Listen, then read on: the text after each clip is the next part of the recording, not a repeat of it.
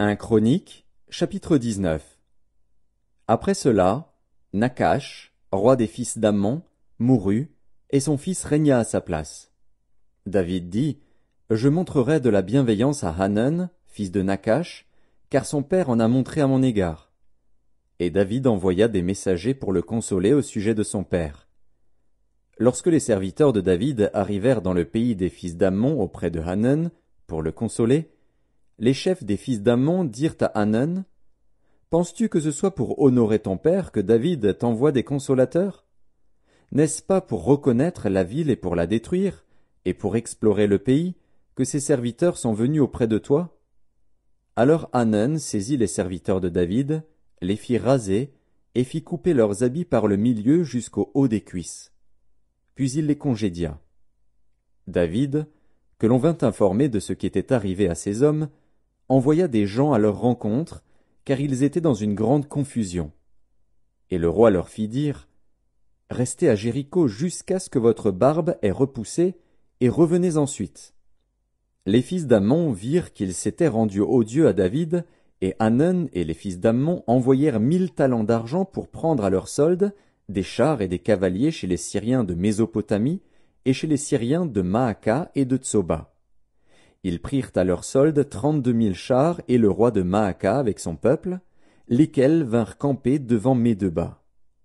Les fils d'Ammon se rassemblèrent de leur ville et marchèrent au combat. À cette nouvelle, David envoya contre eux Joab et toute l'armée, les hommes vaillants. Les fils d'Ammon sortirent et se rangèrent en bataille à l'entrée de la ville. Les rois qui étaient venus prirent position séparément dans la campagne. Joab vit qu'il avait à combattre par devant et par derrière. Il choisit alors sur toute l'élite d'Israël un corps qu'il opposa aux Syriens.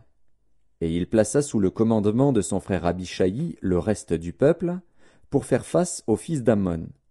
Il dit, « Si les Syriens sont plus forts que moi, tu viendras à mon secours. Et si les fils d'Ammon sont plus forts que toi, j'irai à ton secours.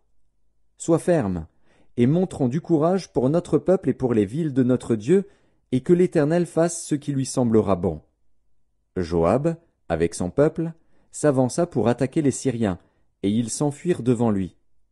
Et quand les fils d'Ammon virent que les Syriens avaient pris la fuite, ils s'enfuirent aussi devant Abishai, frère de Joab, et rentrèrent dans la ville. Et Joab revint à Jérusalem. Les Syriens, voyant qu'ils avaient été battus par Israël, envoyèrent chercher les Syriens qui étaient de l'autre côté du fleuve. Et Shophar, chef de l'armée d'Adarézer, était à leur tête. On l'annonça à David, qui assembla tout Israël, passa le Jourdain, marcha contre eux, et se prépara à les attaquer. David se rangea en bataille contre les Syriens.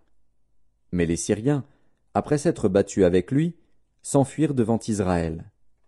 David leur tua les troupes de 7000 chars et 40 000 hommes de pied, et il fit mourir Shophar, chef de l'armée.